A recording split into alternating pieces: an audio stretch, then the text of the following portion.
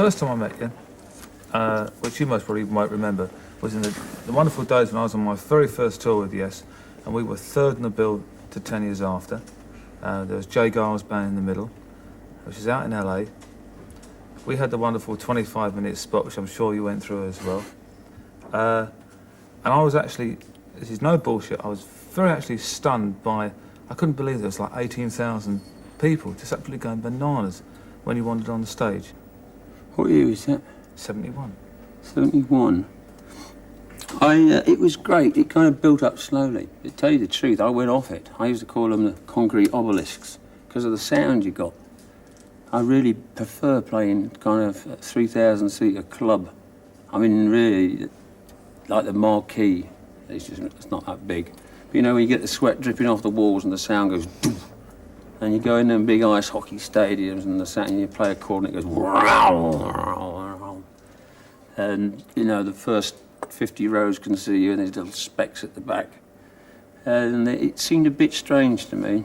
But of course, in '69 I did that Woodstock thing, right? And we did the gig and it was great. And then it was a year later, the movie came out. And then it wasn't until the movie came out that it made a big thing of it. It was the movie that broke the band a lot. It broke us into that big market. But in fact, we preferred the audiences we got before. We were playing to kind of what we called heads in those days, you know, leather jackets, beards, bluesers, used to do a bit of blues and a bit of jazz. And then suddenly it was like 14-year-olds running down the aisles with ice creams and you know, the gigs were havoc. And also those big gigs at that time, you know, there was like problems with security. Did you find any sort of problems with the fact that you being Alvin Lee were the main person in 10 years after they came to see? Did you have any animosity within the band?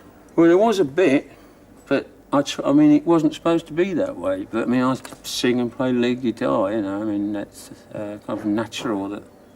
You know, is that what finally folded the band, or what?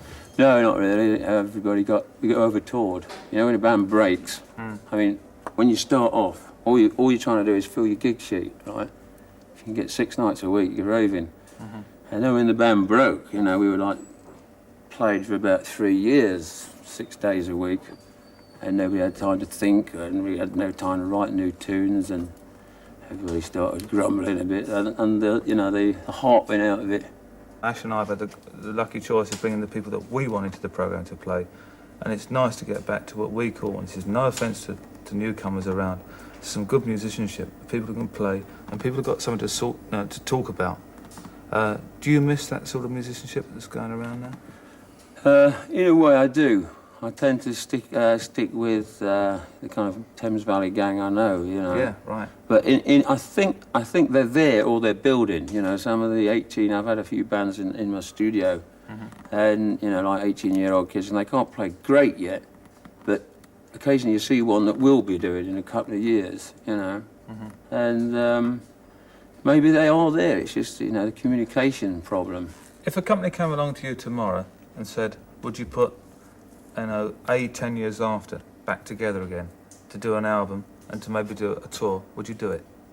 Well, it wouldn't be up to me. I'd say ask everyone else first, because it's up to you, because theoretically it's. I wouldn't mind doing a one-off thing.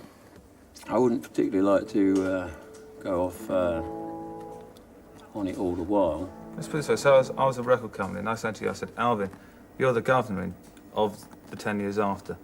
Know the stuff you've done on your own.